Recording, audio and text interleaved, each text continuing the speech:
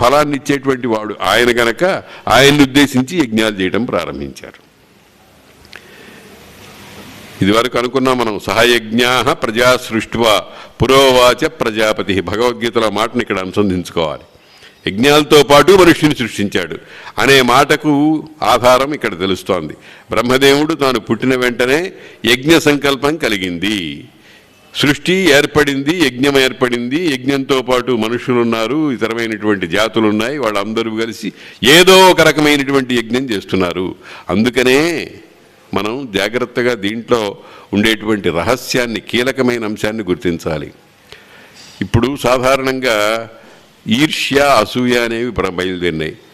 ఆయనేమో పెద్ద పెద్ద వేదమంత్రాలతో గొప్ప శ్రేష్టమైన పదార్థాలు తీసుకొచ్చి యజ్ఞం చేస్తాడట, నేనేమో మట్టి ముద్ద పెట్టుకుని పూజ చేయాలట అని ఇట్లాగా ఈర్ష్యలు, అసూయలు ప్రబలిపోయినాయి.